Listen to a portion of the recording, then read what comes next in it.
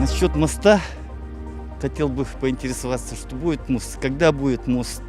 Как у нас дальше нам жить в Якутии, да, чтобы все-таки брать проценты какие-то вот с промышленных этих самых организаций, которые у нас копают, да, наши там, уголь, алмазы, газ, ну много, золото, вот. Они же фактически мало чего платят нам. В основном проценты все съедают в Москве, потому что у них там все конторы, центры в Москве, да.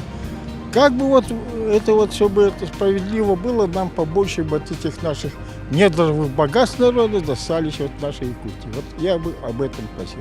Малокомплектные школы закрывают.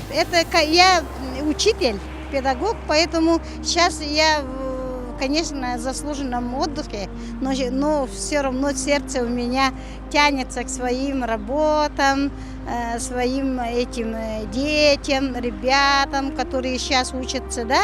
И сейчас этот вопрос очень актуален, поэтому закрываться в маленьких селах, маленькой школы не надо, наверное. Я бы вопрос задала об экологии нашей республики. Потому что вот в последнее время загрязнение реки и тому подобное. И вообще вот последний вот в новостях слышу, что у нас мусора очень много разбилось, поэтому как-то вот это вот самый основной вопрос наверняка. Это же будущее нашей природы. Я как человек, который занимается наукой, вот хотел бы вот это спросить, как будет у нас развиваться наука, какими темпами, какие планы, сколько денег вложат вот в таком плане.